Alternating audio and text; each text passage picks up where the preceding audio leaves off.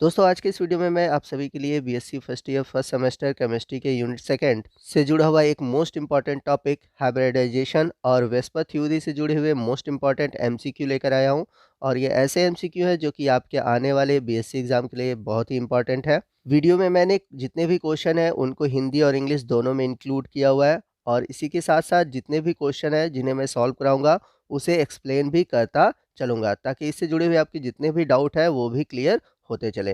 तो वीडियो बड़ा ही इंपॉर्टेंट होने वाला है, वीडियो को ध्यान से देखिएगा और पूरा देखिएगा। तो आइए आज के वीडियो की शुरुआत करते हैं।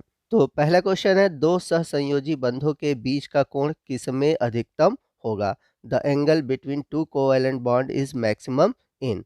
तो यहाँ पर क्वेश्चन में आपको चार ऑप्शन दिए हैं और आपको बताना है कि इन चारों ऑप्शन में किस में जो कोवैलेंट बॉन्ड है उसके बीच का एंगल सबसे अधिक होगा। तो इस क्वेश्चन का जो राइट ऑप्शन है ऑप्शन सेकंड है CO2 यानी कि कार्बन डाइऑक्साइड। तो CO2 क्यों है आइए मैं आपको समझा देता हूँ।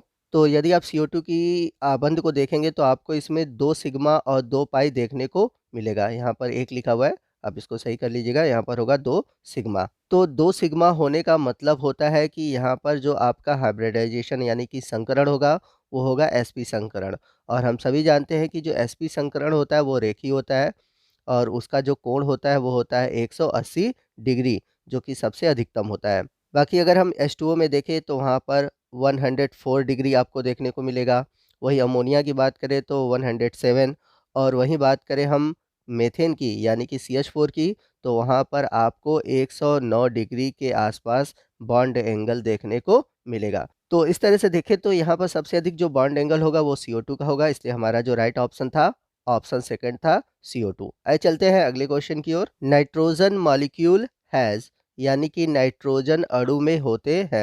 यहाँ पे ऑप्शन दिए हुए हैं, आपको बताना है कि नाइट्रोजन के अणु यानी कि N2 में कितने सिग्मा और कितने पाई बॉन्ड होंगे। आपके ऑप्शन है, पहला ऑप्शन है 1 सिग्मा 1 पाई बॉन्ड, दूसरा ऑप्शन है 2 सिग्मा 2 पाई बॉन्ड, तीसरा है 2 सिग्मा 1 पाई बॉन्ड, और लास्ट ऑप्शन है 1 सिग्मा और 2 पाई बॉन्ड। तो यदि आप नाइट्रोजन अणु की संरचना को देखेंगे तो दो नाइट्रोजन आपस में ट्रिपल बॉन्ड के थ्रू जुड़े होते हैं।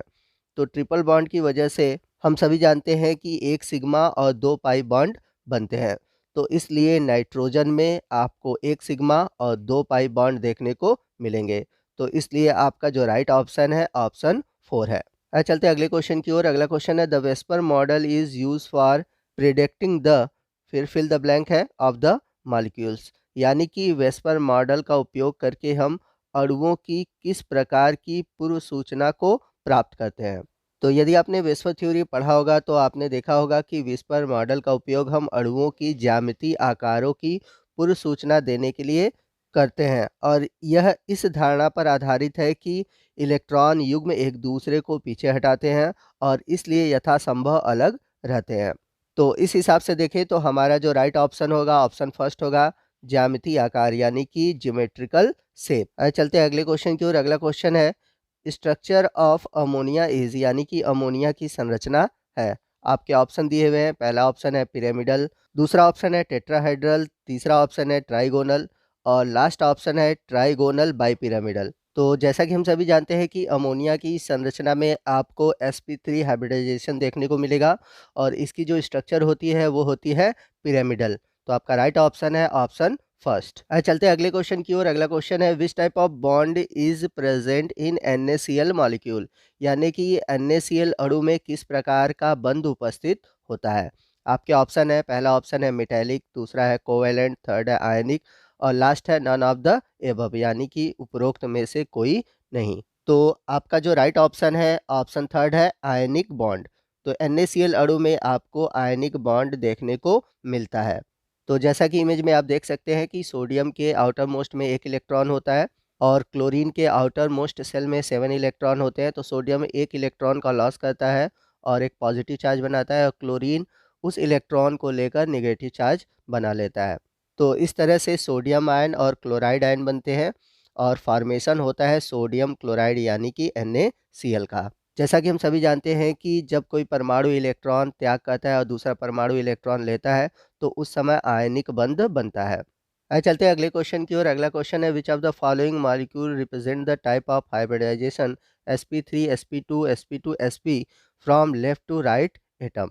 यानी कि कह रहा है कि निम्नलिखित में से कौन सा अणु बाएं से दाएं परमाणुओं के संकरण sp3 sp2 sp2 और sp प्रकार को दर्शाता है। तो यहाँ पर 4 ऑप्शन दिए गए हैं। इन चारों ऑप्शन में आपको बताना है कि जब हम बाएं से दाएं कार्बन परमाणु की ओर जाएंगे तो उसमें पहले कार्बन पर आपको sp3, दूसरे पर sp2, तीसरे पे sp2 और चौथे पर sp संकरण देखने को मिलता है। तो दोस्तों यहाँ पर मैं आपको बता दूं कि इस तरह के क्वेश्चन के लिए मैंने एक ऑलरेडी वीडियो बनाया हुआ है।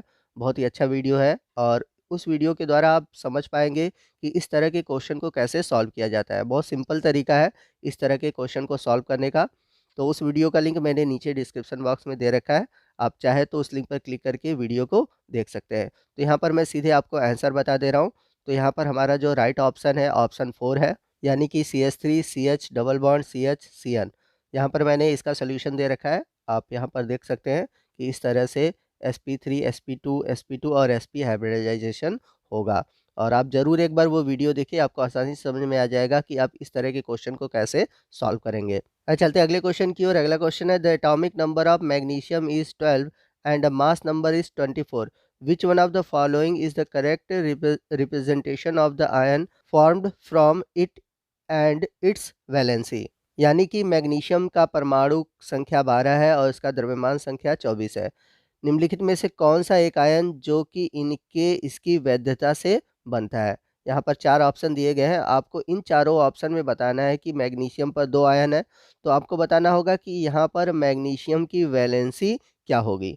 तो यदि आप मैग्नीशियम का इलेक्ट्रॉनिक कन्फिग्रेशन करते हैं तो आप देखेंगे कि इसके आउटर मोस्ट सेल में 2 इलेक्ट्रॉन होते हैं। तो आउटर मोस्ट सेल में 2 इलेक्ट्रॉन होने की वजह से ये आसानी से इलेक्ट्रॉन को लॉस कर सकता है और अपने अष्टक को प्राप्त करता है, तो इसलिए इसकी वैलेंसी होगी 2। तो यहाँ पर आपका जो राइट ऑप्शन है ऑप्शन फर्स्ट है। चलते हैं अगले क्वेश्चन की ओर। अगला क्वेश्चन है हाइब्रिडाइजेशन इन SO2 इज। आपको बताना है कि SO2 में किस प्रकार का संकरण पाया जाता है। आपके ऑप्शन है, पहला ऑप्शन है sp, दूसरा है sp2, तीसरा है sp3 और लास्ट है sp3d। तो इस क्वेश्चन का जो राइट ऑप्शन है ऑप्शन सेकंड है sp2 हाइब्रिडाइजेशन, यानी कि SO2 में आपको sp2 हाइब्रिडाइजेशन देखने को मिलेगा। चलते हैं अगले क्वेश्चन की ओर। अगला क्वेश्चन है which of the following does not have sp2 hybridization. यानी कि निम्नलिखित में से किसमें sp2 संकरण नहीं है। आपके ऑप्शन दिए हुए हैं, तो इन चारों ऑप्शन में आप देखेंगे तो जो फोर्थ ऑप्शन है C2H2 यानी कि इथाइन, इसमें आपको sp3 संकरण देखने को मिलेगा। बाकी जितने भी ऑप्शन है सभी में sp2 संकरण है। तो यहाँ पर पूछा हुआ है कि sp2 संकरण किसमें नहीं है, तो इस हिसाब से हमारा जो राइट ऑप्शन है ऑप्शन 4 है। तो दोस्तों ये था हमारा आज का वीडियो जिसमें कि हमने हाइब्रिडाइजेशन और विस्पर थ्योरी से जुड़े हुए MCQ को सॉल्व किया। यदि आप चाहते हैं कि मैं इसी तरह के और भी क्वेश्चन अपलोड करूं तो कमेंट करके ज़रूर बताइएगा, मैं सेकंड पार्ट इसका अपलोड करूंगा। इसके अलावा आप केमिस्ट्री के किसी और टॉपिक पर वीडियो चाहते हैं तो प्लीज़ कमेंट करिएगा, मैं पूरी कोशिश करूंगा कि उस टॉपिक पर वीडियो बनाऊं। तो आपको आज का वीडियो कैसा लगा कमेंट करके ज़रूर बताइएगा। वीडियो अच्छा लगा हो तो वीडियो को लाइक और शेयर करना मत भूलिएगा। कोई भी डाउट हो आप हमसे कमेंट करके पूछ सकते हैं। तो दोस्तों मिलते हैं अगले वीडियो में अगले टॉपिक के साथ, तब तक के लिए जय हिंद, जय भारत।